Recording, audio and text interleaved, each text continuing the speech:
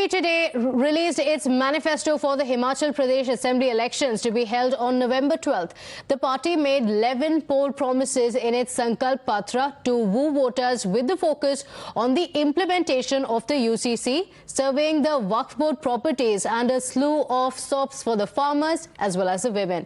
Himachal has seen alternate governments of the Congress and the BJP for nearly 3 decades now, and that's what the Congress has pinned its hopes on.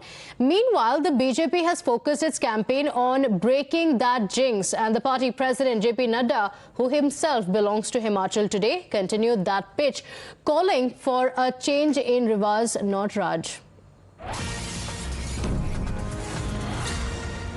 In fact, post the manifesto release in Himachal, Times Now has spoken to JP Nadda. In an exclusive conversation with Times Now, he spoke about the promises of the BJP to the people of Himachal. Nadda ji, manifesto आ गया। सबसे बड़ी बात है कि रिवाज बदलने की बात है। जो मैनिफेस्टो आया, उसे लगता है रिवाज बदलेगा, बीजेपी सरकार दोबारा। मैनिफेस्टो भी एक उसका महत्वपूर्ण विषय है जिसके कारण रिवाज बदलेगा, लेकिन कुल मिलाकर के जिस तरीके से जयराम जी की सरकार ने काम किया है पिछले 5 साल और जिस तरीके से प्रधानमंत्री मोदी जी ने इस प्रदेश को आशीर्वाद दिया है, उसके प्रधानमंत्री मोदी जी के प्रति अथाह प्रेम है यहाँ लोगों को और अटूट विश्वास है। उस विश्वास को लेकर के और जयराम जी ने उसको जमीन पर उतारने का प्रयास किया है, तो तीनों ही चीजें बहुत अच्छी तरीके से मेल खा रही हैं।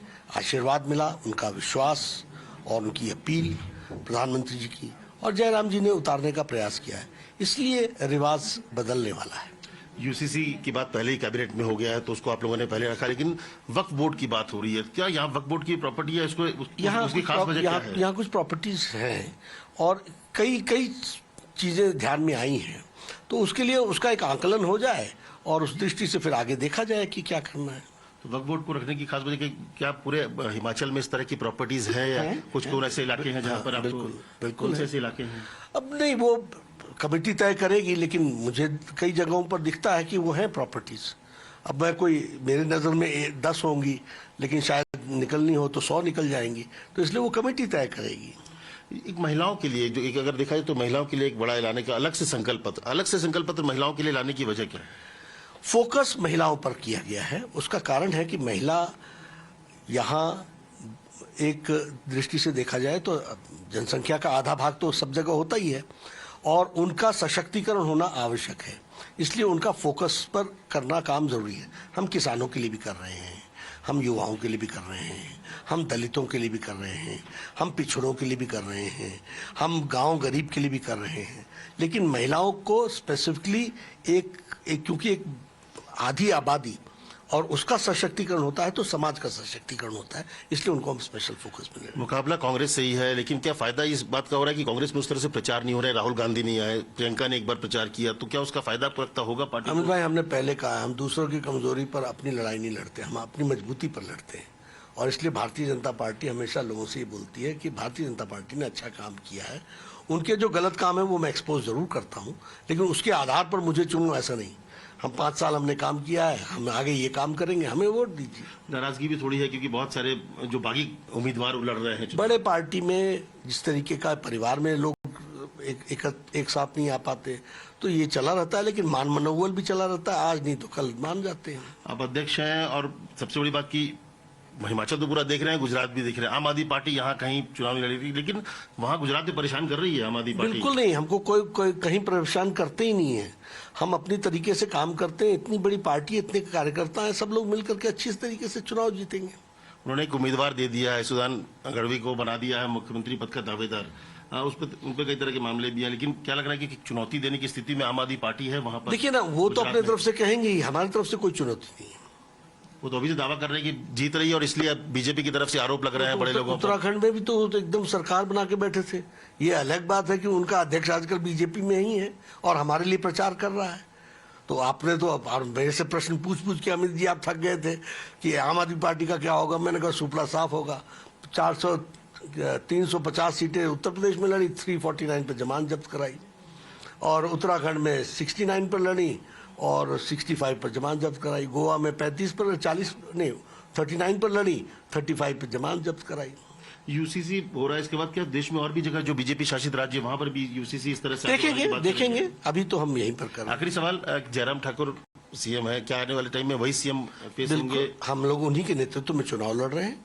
जयराम ठाकुर को ही आगे रख करके चुनाव लड़ रहे हैं, उनके ही नेतृत्व में चुनाव लड़ रहे हैं। बाकी आगे जब नतीजे आ जाते हैं तो एक बार पार्लियामेंट्री बोर्ड उस पर मोहर लगाती है। गुजरात में भी यही होगा, भूपेंद्र पटेल? हाँ, यही होगा, उनको रख करके सामने चुनाव लड़ रहे हैं। उनके नेतृत्व तो मोदी जी का है दोनों जगह, लेकिन प्रदेश को संभालने के लिए भूपेंद्र पटेल दोनों जगह के नतीजे आपके पक्ष में होंगे, आपको लग रहा है?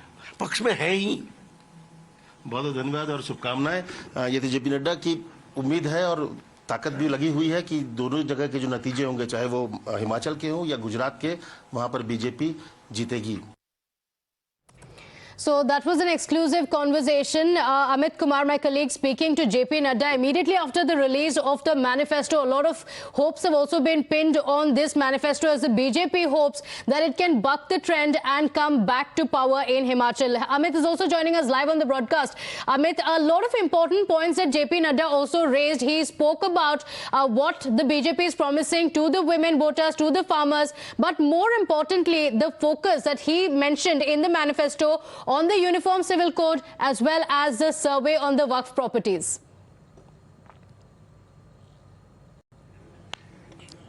जी हाँ, देखिए, मुझे लगता है कि महिलाओं के लिए भी कई बातें हैं। प्रेग्नेंट महिलाओं को 25,000 रुपये देने की बात हो रही है। लड़कियों की शादी जो वहां पर पहले से ही 31,000 रुपये था, उसको 51,000 कर दिया गया। लेकिन जो सबसे अगर आप कैचिंग पॉइंट कहिए तो वो यही है कि यूसीसी को तो कैबिनेट ने अप्रूव कर दिया है, लेकिन जो वक्फ बोर्ड की प्रॉपर्टीज की बात हुई, वक्फ बोर्ड की प्रॉपर्टीज के बारे में हमने जयराम ठाकुर से ये बात की, जेपी नड्डा से ये बात की। उन्होंने कहा कि कई ऐसे जिले हैं जहां पर प्रॉपर्टीज हैं और जयराम ठाकुर ने इस बात को कहा कि ये कोई गुनाह नहीं है कि उन प्रॉपर्टीज की अगर जांच हो जाए। इसका मतलब साफ है कि एक बड़ा इस चुनाव में ये जो संकल्प पत्र है उसमें एक बड़ा फैक्टर है वक्फ बोर्ड, और इसको लेकर ये जनता के बीच भी जाएंगे कि कैसे वक्फ बोर्ड की प्रॉपर्टी जो कई जगह में इलीगल पाई गई है उसको हम लोग सर्वे कराया जाएगा, उसकी जांच की जाएगी और जरूरत पड़ेगी अगर वो गलत पाया जाएगा तो उस पर कार्रवाई होगी।